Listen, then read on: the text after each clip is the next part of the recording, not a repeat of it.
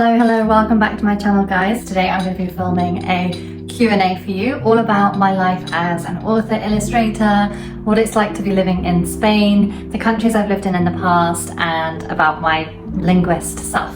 So I'm going to be answering a few questions about all of those topics, so sit back, enjoy the chat, and I'm excited for you guys to get to know me a little bit better. First question, how many countries have you lived in?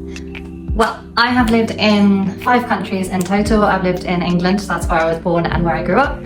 I lived in Italy at the age of 11 for a couple of years. My family and I moved there, and I had quite a cool immersive experience in an Italian middle school. That's pretty much how I became fluent in Italian.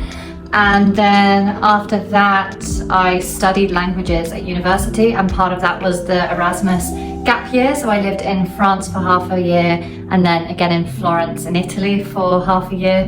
So in France I lived in Aix-en-Provence, and yeah, it's just so dreamy. If I could like relive that experience, I totally would. After that I went back to university in England, and then I moved to Belgium straight after graduating, and I lived in Brussels for 3 years, so quite a good amount of time to really settle into that Belgian culture. And yeah, that was a great 3 years there.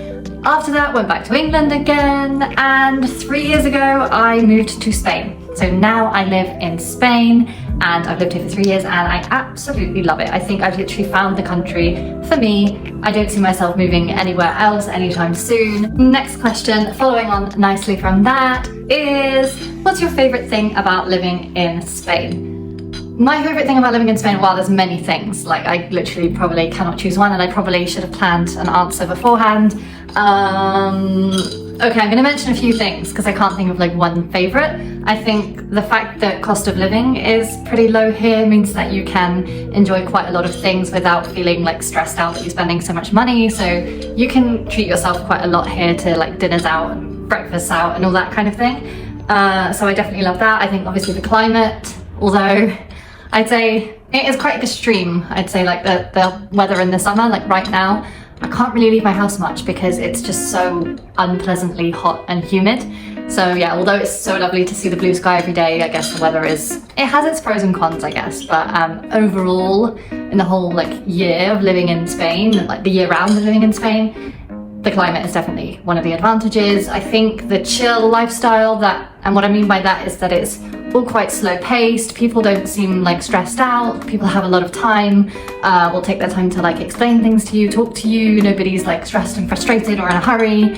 And obviously I'm just speaking about where I live. I don't know about the rest of Spain. Maybe like there's other places that are stressed. If you can hear like this rattling around noise and you're probably finding it really annoying, it's my straw.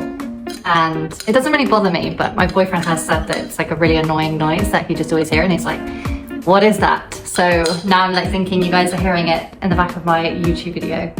So voila, I'm just obsessed with my little glass cup thingy and straw. I'm so basic, like see someone on Instagram and then I just have to get it. So that is the noise. And actually going off topic now, I'm a teacher, and I remember doing my teacher training, and one of the tips from somebody, we had like new teachers coming to give tips to the trainee teachers in a lecture, and one of them gave a really practical tip, which I love, because I love practical tips. I hate like wishy-washy tips like, oh, you should do this. I like, do this physically and blah, blah, blah. Anyway, so she said, on your first day of teaching, on your first ever lesson that you teach, you should hold something in your hand, like a pen, a whiteboard pen.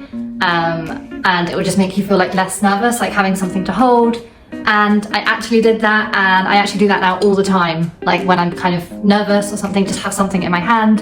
And I feel like it's such a good practical tip that you can just implement without needing to reflect and think about what that person is telling you to do. So yeah, I really love that tip, and maybe that's why I'm holding this cup in my hand, because it's making me feel calm, even though I have no reason to be stressed out right now. Next question, how many languages do you speak, and what is your favorite language? Okay, so I feel like I talk about this all the time, but I'm very happy to repeat this and talk about it again. The languages I speak are obviously English, Italian, French, and Spanish. I learned Dutch for a while when I lived in Belgium, but I wouldn't say that I speak it. I only really say that I speak a language when I speak it fluently. So yeah, those are the languages I speak fluently, and then I learned Dutch, and I'm currently learning Arabic on Duolingo, but very far from being fluent in Arabic. Favorite language is French. And why? I don't know, I'm one of these people, I'm a Francophile, which means I'm a lover of French and France. And I just have this like deep soul connection with the country, France, and the French language. And I think there's many other people who can relate. If you are a Francophile, you'll be like, yep, I know exactly what she's talking about, because I've heard other people talking about this connection, this emotion they feel in France, and I'm like, yep, that's exactly what I have. And then there's other people who just like hate French and hate France, and they just like don't get me at all, but that's fine, whatever, you do you.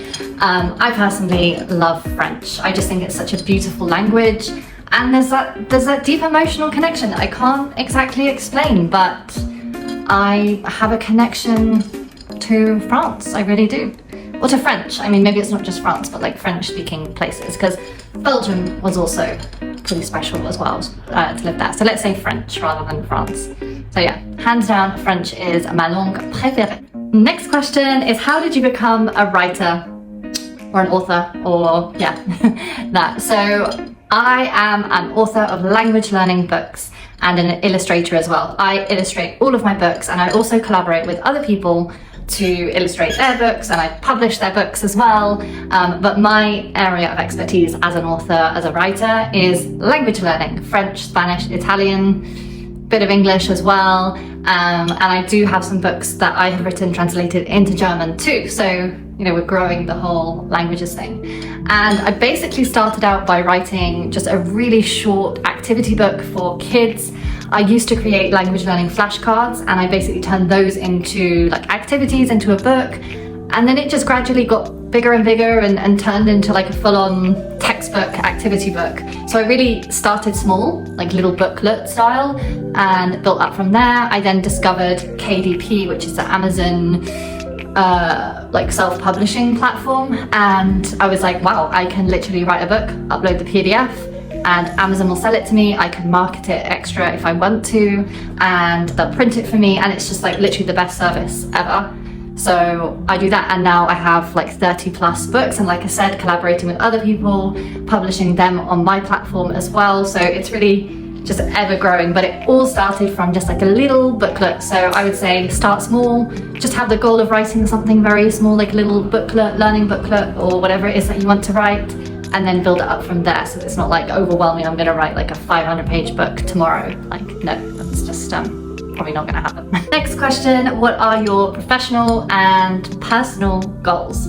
So that's quite a cool question. I'm all about goals and setting goals and having visions and stuff. Or recently I'm like calling them visions, like what are my visions for the future, which you can kind of say that that's a goal, but I don't want to like set this one big accomplishment and then achieve it. I think I want to have a vision of what my life will look like, and that's kind of a goal. So professional, I want to continue growing my business as an author and as a publisher as well now, and as an illustrator.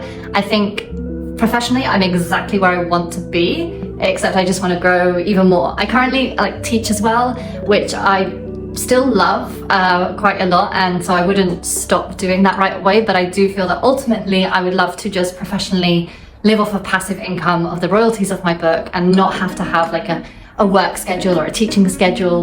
So that, I guess, would be like the goal there, and financially just growing the royalties even more. And basically by doing that, in order to do that, I need to have more books. So I'm going to continue writing books, collaborating with people, publishing books, and that is the professional plan. So slow down on the teaching and accelerate on the book side of things. But I would say professionally I'm already living my vision and very happy with that. So it's a question of continue with what I'm doing to,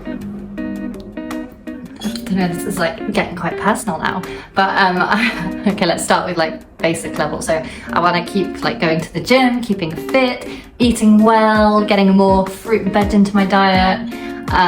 What else? I think I want to stay living in Spain. In fact, I'm pretty sure I want to stay living in Spain short term and long term. I don't see where else I would go. I'm just like so happy and settled here.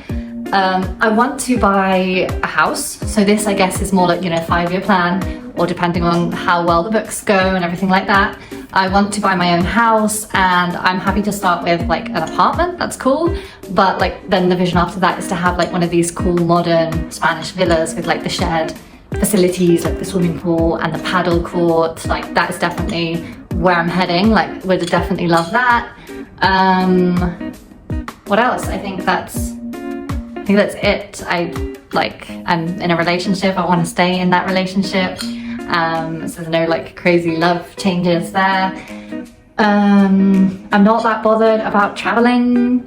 Whoopsie. I love my day-to-day life and I'm not looking for any escapes, and I know that's not the only reason people travel. Obviously it's cool to explore. I want to continue like seeing my family a lot, going to Italy, but there's nowhere like on my bucket list I'm like, oh, I have to go here. I'm pretty like chill and up for doing maybe some like staycations in Spain, exploring a bit more of Spain. So yeah, those are my professional and personal goals.